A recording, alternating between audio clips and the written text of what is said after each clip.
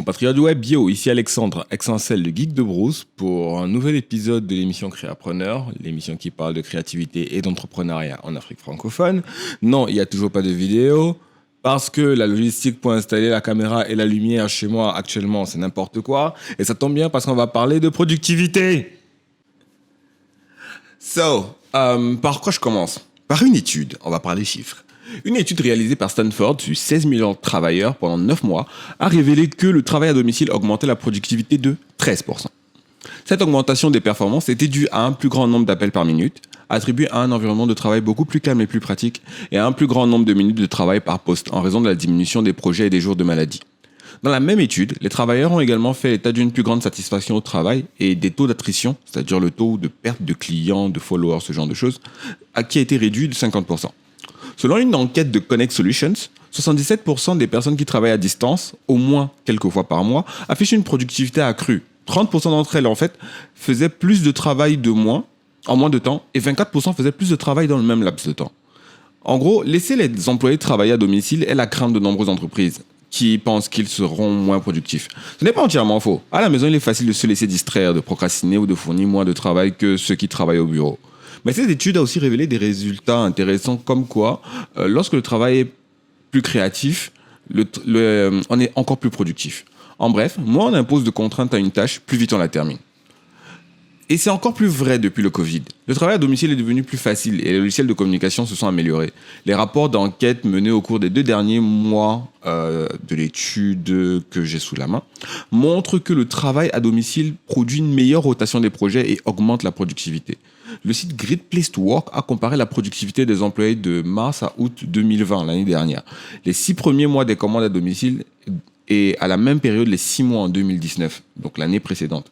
La productivité du travail à distance était stable et augmentait en cas de travail à distance à domicile, selon une étude de 2 ans portant sur 800 000 employés. Une enquête réalisée en mars 2020 par Ernst Tasker, cette fois-ci, montre que les employés travaillant à domicile passent moins de temps à éviter le travail. C'est une différence de 15%. Et ils consacrent 1,5 jour de travail de plus par mois et ils prennent plus de pauses. Les travailleurs à domicile déclarent même être moins distraits par leurs collègues, passer 30 minutes de moins à parler de sujets non liés au boulot et ils passent 7% de temps à ne pas parler avec la direction. Et des entreprises comme Slunk et Microsoft ont constaté un pic de productivité au cours des 2 premiers mois de la quarantaine, même si au fil du temps, la solitude liée au travail à domicile a affecté la productivité et la satisfaction personnelle. En fait, les gens ont toujours besoin d'avoir un contact social pour rester performants sur la durée. C'est pour ça que certaines entreprises proposent un modèle de travail hybride. Maintenant, pourquoi la différence? Qu'est-ce qui se passe? Pourquoi il y a autant de différences de performance alors qu'on est dans un environnement de bureau? Les enquêtes des chercheurs utilisent des données pour comprendre ce truc. Et ils disent qu'il y a plusieurs facteurs qui diffèrent entre l'environnement domestique et que c'est peut-être les raisons pour lesquelles certains travailleurs sont plus productifs à la maison. La première est là, c'est évident, pas de trajet. Qu'il faille 10 minutes ou 1 heure pour se rendre au travail en voiture, le travail à domicile permet de gagner ce temps. Les employés peuvent commencer leur journée de travail beaucoup plus tôt et non pas à prendre le temps de se rendre au bureau en voiture. Une des enquêtes, celle d'Ernst Tasker, toujours, indique qu'en moyenne, un travailleur gagne 8h30 de temps libre par semaine en ne se rendant pas au travail. Sur une année, ça représente 408 heures. Ne pas avoir de trajet signifie également avoir plus de temps pour soi, le jardinage, s'occuper, faire du sport, etc. Il y a moins de pauses café, forcément. Les personnes qui travaillent à domicile parlent moins avec leurs collègues, quel que soit leur rapport avec le travail ou pas. 70% des gens considèrent que les relations sociales au travail sont aussi importantes que l'accomplissement au travail. Mais le travail à domicile a réduit le nombre d'interactions sociales. Le fait de travailler à la maison permet aussi de faire plus d'exercices, comme je l'ai dit tout à l'heure. L'absence de trajet et le peu d'occasion de socialiser avec les collègues crée du temps supplémentaire qui permet de s'en servir pour faire des exercices. Ceux qui travaillent à domicile déclarent même faire 30 minutes d'exercice de plus pendant la semaine de travail. Enfin, d'après Ask, 86% des employés préfèrent travailler seuls lorsqu'ils essayent d'être aussi productifs que possible. Bref, passer du travail dans un environnement de bureau au travail à domicile est un changement important. Mais comment faire pour être productif à la maison? Comment faire pour rester concentré? Comment faire pour savoir quand commencer et quand finir, comment ça affecte la vie de famille, c'est ce qu'on va voir tout de suite. Voici donc 10 conseils pour vous aider à maîtriser vos tâches et à respecter vos délais lorsque vous travaillez à domicile. Petit 1. Établissez un calendrier avec votre famille. Il peut arriver que vos enfants qui vont à l'école, pour ceux qui en ont, soient à la maison pendant la semaine de travail. Pour les parents qui doivent travailler à la maison, s'occuper des enfants peut rendre la lutte pour rester productif encore plus difficile. Si vous vous trouvez dans ce genre de scénario, il est important d'établir un horaire clair pour toute la famille. Réfléchissez à la façon dont vous pourriez coordonner vos horaires pour répondre aux besoins de garde d'enfants. Peut-être que votre partenaire travaille le matin tandis que vous travaillez plus tard dans la journée. Ou bien vous pourrez envisager de vous lever 1 heure plus tôt pour avoir plus de temps pour travailler pendant que la maison est calme. Cela pourrait contribuer à alléger votre charge de travail par la suite. Petit 2. Créez votre propre espace de travail. Je ne sais même pas par où commencer pour vous dire à quel point c'est extrêmement important d'avoir un bureau vraiment chez soi, un véritable bureau, pas juste un bout de chaise, un bout de table avec une nappe qui dépasse et du café versé partout. Non, un véritable espace de travail. Bien que ça puisse être tentant de travailler depuis le lit, le canapé, aménagez un espace plus officiel. Peut-être qu'il s'agit d'un espace de travail improvisé dans la salle à manger, ou peut-être que vous disposez d'un bureau, d'un espace de travail réel dans la maison. Idéalement, votre espace de travail devra avoir une porte afin que vous puissiez vous isoler de toute distraction. Et il devra peut-être être équipé de toutes les fournitures et de tout le matériel dont vous pourriez avoir besoin à portée de main. L'ordinateur, imprimante, du papier, des écouteurs. Des écouteurs. Et vous devez éviter de devoir vous lever à plusieurs reprises pour récupérer des objets dont vous pourriez avoir besoin. Ça ne ferait que réduire votre productivité. Pour donner un exemple, pour enregistrer mes émissions, j'ai mon ordinateur, j'ai mon micro, tout est branché. C'est-à-dire quand je m'assois, je commence à bosser, je commence à enregistrer, je commence à faire tout ce dont j'ai besoin. Je n'ai pas besoin de me lever. Dans mes tiroirs, il y a toutes mes notes, il y a mes livres, je n'ai absolument pas besoin de me lever. Si je me lève, je sais que je vais avoir du mal à revenir m'asseoir. Mais l'avantage, c'est que lorsque je vais m'asseoir, je vais avoir du mal à me lever. L'important, c'est d'avoir un environnement relativement complet pour ne pas avoir à bouger. Petit 3. Levez-vous tôt et commencez directement à bosser. C'est tentant de faire la grasse matinée quand on sait qu'il n'y a personne qui nous attend au bureau. Mais si vous allez avoir du mal à rester productif, se lever tôt, c'est une très bonne stratégie pour démarrer. Mettez un réveil 1 heure ou 2 heures avant votre partenaire ou vos enfants, si vous en avez. Préparez-vous une tasse de votre boisson matinale préférée, comme dit matinale, et plongez dans vos emails, vos actions à faire, les trucs les plus lourds que vous avez à gérer. Et vous allez pouvoir avancer dessus pendant que tout est encore calme. Petit 4. Faites des pauses. On ne peut pas travailler longtemps. Si vous voulez vraiment être productif, pensez à faire des pauses régulières et donner à votre esprit et à votre corps, du coup, le temps de se recharger. Toutes les heures environ, prenez au moins quelques minutes pour vous lever, remplir votre bouteille d'eau, caresser votre chien. Bref, quelques fois par jour, faites également des pauses plus longues pour interagir avec les autres. Passez 20 minutes à jouer avec vos enfants, à jouer aux jeux vidéo. Faites une promenade avec votre pote, vos partenaires ou votre chien dont j'ai parlé tout à l'heure. Parlez à vos parents pour voir comment ils vont. Changez un peu d'air, ça aide pour se ressourcer. Petit 5. Éliminez les distractions numériques. Si vous êtes adepte de TikTok, Twitter, Facebook, Instagram, machin, et que ce n'est pas pour le boulot, bloquez ça. Diminuez au maximum la distraction. Vous ne considérez probablement pas beaucoup les réseaux sociaux au boulot. Ça ne doit pas être le cas à la maison. Mais c'est facile de tomber dans le piège. Un coup d'œil aux commentaires d'un article, une notification à droite, et comme ça, vous avez perdu 1 heure de travail. J'ai perdu 2 heures sur TikTok sans me rendre compte. C'est n'importe quoi. Pour éviter que ces distractions numériques ne prennent le dessus, faites ce que vous pouvez pour les éliminer complètement. Supprimez les plateformes sociales de vos raccourcis, déconnectez-vous de tous vos comptes, désactivez les alertes et les notifications et mettez votre téléphone sur silence ou en mode machin dans une pièce de votre chambre lorsque vous essayez de travailler. Gardez les applications de médias sociaux pour le soir, une fois que vous vous êtes déconnecté du travail de la journée. Petit 6. Fixez des heures pour la consultation des emails. À moins que votre travail ne vous oblige à consulter vos mails 24 heures sur 24 et 7 jours sur 7, fixez des moments pour les consulter. Si votre boîte de réception est constamment ouverte et visible, tous vos nouveaux messages peuvent devenir des distractions, comme les réseaux sociaux dont on parlait tout à l'heure. Ils peuvent vous éloigner de votre tâche, perturber votre concentration et prolonger le temps nécessaire à l'accomplissement de vos tâches, ou juste le temps nécessaire pour se reconcentrer.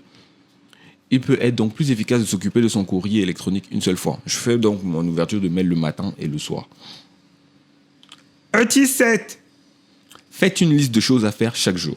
Une bonne to-do list, ça décante tout. Tenez-vous pour responsable en établissement.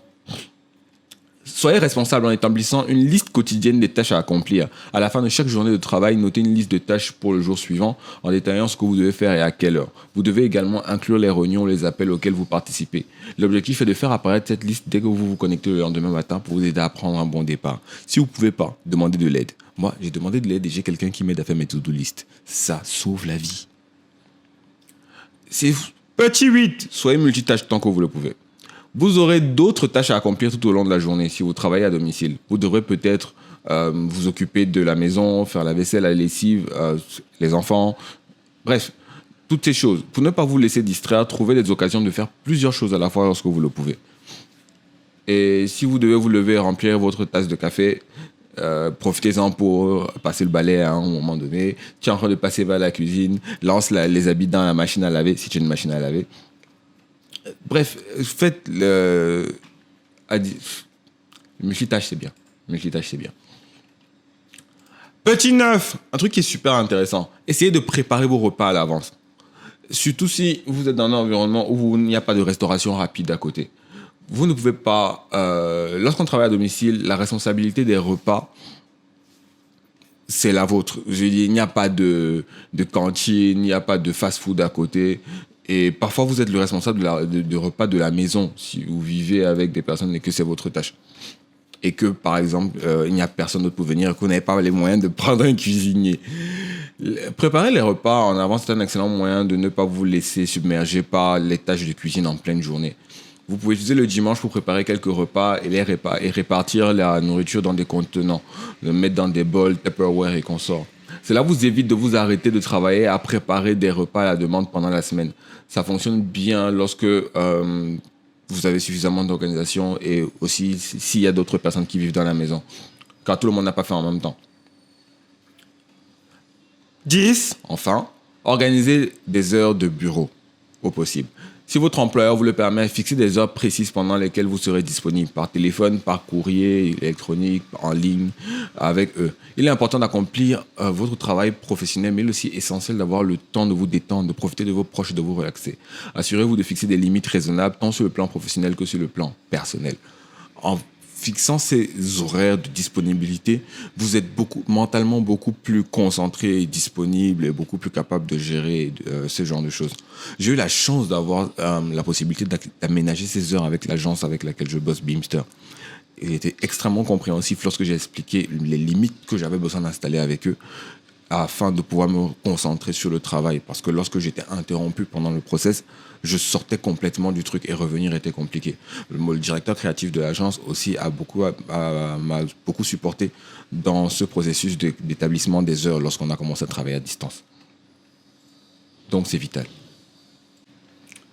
Pour finir, le travail à domicile comporte vraiment des défis, mais l'établissement d'un calendrier, la définition d'attentes claires avec vos proches et l'élimination des distractions peuvent contribuer à énormément alléger le fardeau.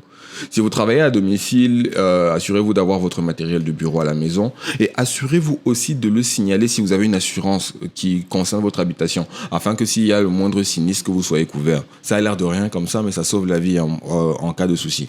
Je parle toujours du cas de l'Afrique francophone parce qu'on a certaines réalités locales comme les coupures de courant. Sans tirer sur aucune entreprise, ça reste quand même compliqué à gérer.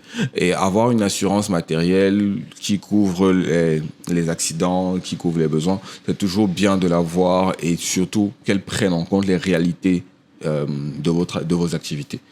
N'hésitez pas à contacter un agent d'assurance en cas de souci. Je précise toujours, ça fait partie des points importants à inclure dans son process de vie professionnelle des choses comme l'assurance santé, l'assurance maladie, les assurances matérielles et consorts, en plus des différents niveaux de gestion personnelle, comptabilité, finance, droit, etc. Notez ça quelque part. C'est pour ça que je fais cette émission. Je voudrais faire un dernier point avant qu'on se sépare, le point sur les logiciels et l'aide administrative. J'en ai parlé déjà plus haut, mais je vais encore le rappeler. Utilisez des logiciels pour faire le suivi si vous n'arrivez pas à le faire par vous-même. Les CRM rendent le travail beaucoup plus fluide. Il y en a comme HubSpot ou Zoho qui sont gratuits. Zoho est gratuit pour 3 utilisateurs. HubSpot, c'est tout seul, je pense. Il y a Studio Ninja qui est un CRM uniquement pour les photographes avec même un process de travail et qui permet d'automatiser énormément de choses. Et ça sauve la vie. Je précise, rappelle encore, ça sauve la vie. Vous avez souvent besoin de logiciels de productivité pour rester capable de créer quelque chose, même si vous n'avez pas accès à votre bureau chez soi. Lorsque je suis en déplacement et que j'ai besoin quand même de travailler, j'ai des applications sur mon téléphone qui ne bougent pas. Snapseed et Lightroom pour les traitements d'images, Premiere Rush et Mojo pour la vidéo. Lightroom, Premiere Rush et Mojo, j'ai payé la version payante. Je pense même aussi, j'envisage aussi de prendre Canva lorsque je vais mettre à jour un peu mes équipements, avoir une meilleure tablette ou un meilleur téléphone. L'idée, c'est de toujours pouvoir rester productif, même s'il n'y a pas de courant. Donc, de pouvoir travailler sur mes équipements mobiles. Et les applications de CRM plus les applications de productivité mobile, c'est des combos à inclure dans votre travail pour pouvoir diminuer le stress de ne pas pouvoir être productif même quand les conditions ne sont pas réunies. Assurez-vous de faire de votre environnement de vie un centre de santé. C'est-à-dire, si vous savez que vous allez faire du sport chez vous, achetez aussi des équipements pour faire du sport. Et d'un endroit, rendez le tout facile, faire la lessive beaucoup plus facilement, faire la vaisselle beaucoup plus facilement, essayez d'optimiser tout le temps que vous passez à faire des choses que vous n'aimez pas. Ça permet de vraiment vous soulager mentalement et socialement. Vous allez passer plus de temps à vous occuper de vous. Je pense que j'ai fait le tour du sujet, j'ai utilisé beaucoup de notes, c'est pour ça que ça a dû être un peu long. Et j'espère que ça aura aidé un maximum d'entre vous. Je compte encore sur vous pour vous donner, et je vous donne rendez-vous à l'épisode prochain, où cette fois-ci, on verra les erreurs et à éviter les difficultés dans le travail à domicile ou l'entrepreneuriat de manière générale. S'il y a des témoignages à inclure, j'essaierai d'en inclure un maximum. D'ici là, portez-vous bien. C'était Alexandre Exancel, le geek de Brousse, pour Créapreneur, l'émission qui parle de créativité et d'entrepreneuriat en Afrique francophone. Je vous dis à très vite. Peace.